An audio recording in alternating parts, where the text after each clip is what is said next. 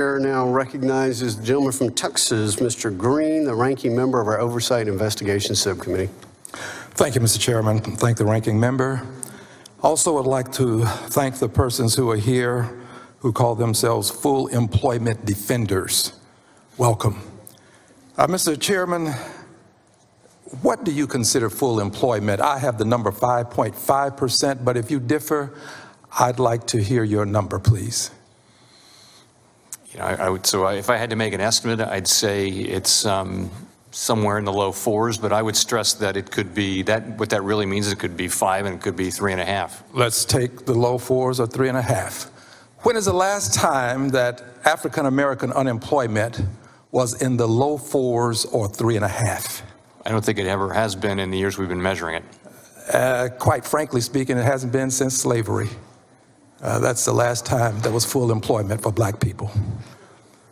Mr. Chairman, 6.8% seems to be the lowest number that I can find since we've been keeping numbers. And for the last 47 of the last 54 years, it's always been twice that of white unemployment. Twice. Do you agree? Do I agree? Yes, sir. Do you agree that black unemployment is generally speaking twice that of white unemployment? I think that's what the numbers would support. Mr. Chairman, do you agree? I agree, yes. Okay, thank you. It's a true statement. All right, thank you. It's a true statement. Mr. Chairman, do you also agree that invidious discrimination still exists in the United States of America? I would. Do you agree that when we've had an opportunity to test banks, we have found that invidious discrimination exists in lending? Yes. Do you agree that testing is an effective means by which we can acquire empirical evidence necessary to show that discrimination exists? I do believe it is used in that way, yes. Then, Mr. Chairman, would you support legislation to help us acquire the empirical evidence to show that this exists so that we can do something about it? You see, we now know the facts. The question is, what are we going to do about it? Your charge is the promotion of full employment. I take that to mean full employment not just for white people.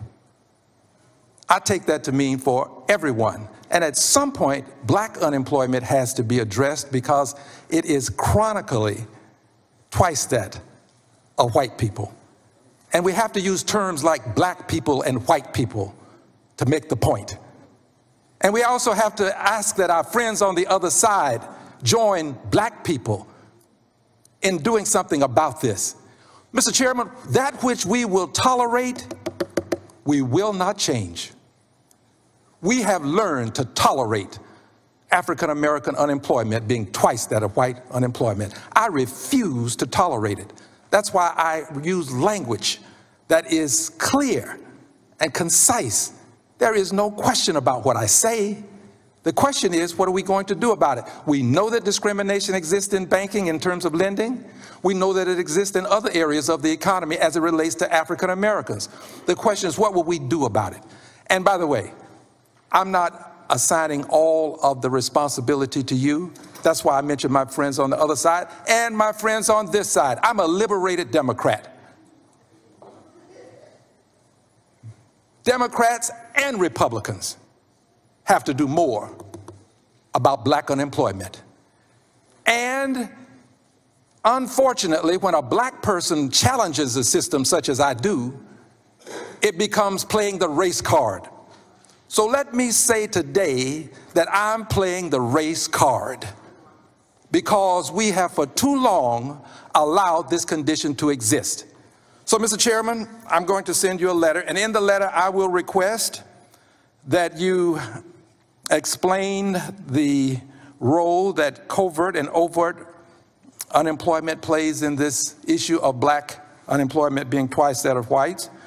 I will ask you to identify the primary factors that limit African Americans' access to employment opportunities in sectors that are protected from cyclical downturns in the economy. And I'm going to ask you, if allowed, would testing provide beneficial empirical data? You've already said that you think it would. I'll ask you to put that in writing, Mr. Chairman. I respect you, and I ask that you be of service to all Americans, not just white Americans. I yield back.